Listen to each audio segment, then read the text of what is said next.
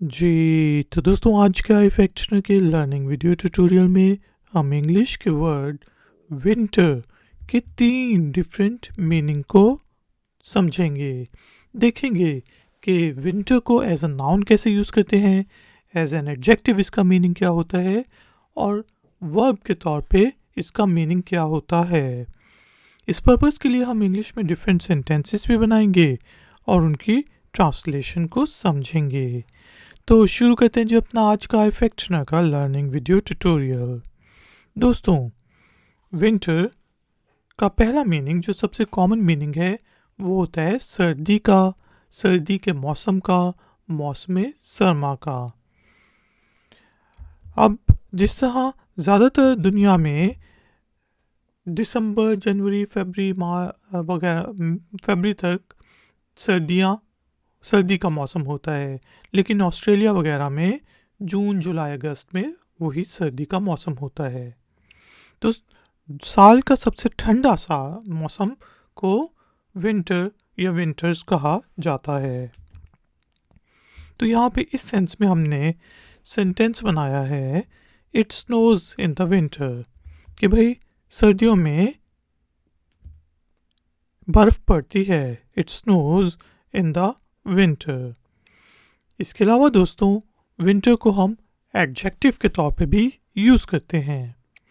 अब जिस तरह कोई फल या सब्जियां जो है वो सर्दियों में जाके पकती हैं तो उनको विंटर फ्रूट्स या विंटर वेजिटेबल्स कहा जाता है।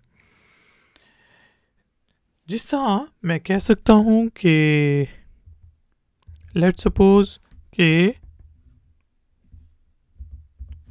I like winter grapes. अब कोई अंगूरों की किस्म है जो कि सर्दियों में जाके पकती है, तो मैं उसके बारे में बात कर रहा हूँ कि मुझे सर्दियों वाले अंगूर पसंद हैं। I like winter grapes.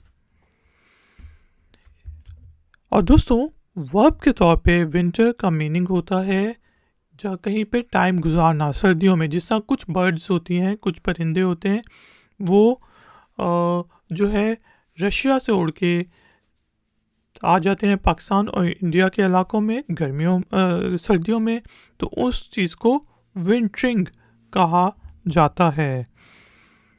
तो उन बर्ड्स के बारे में अगर हम बात करते हैं तो अब मुझे याद नहीं है कौन सी बर्ड्स हैं, लेकिन मैं कह सकता हूँ कि the birds are wintering here, कि भाई क्योंकि वहाँ पे बहुत ज़्यादा सर्दी हो गई है साइबेरिया में, तो इसलिए the birds are wintering hair.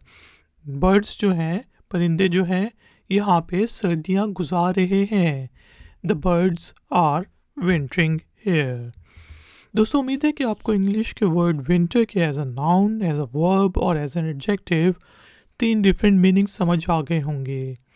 अब टाइम हुआ है एक्सरसाइज का। तो एक्सरसाइज के लिए आपने इंग्लिश के वर्ड विंटर को यूज़ करते हुए इंग्लिश में एक छोटा सा सेंटेंस बनाना है और उसे नीचे दिए गए कमेंट्स बॉक्स में पोस्ट कर देना है। अगर उस सेंटेंस में कोई गलती हुई तो हम में से कोई पॉइंट आउट कर देगा।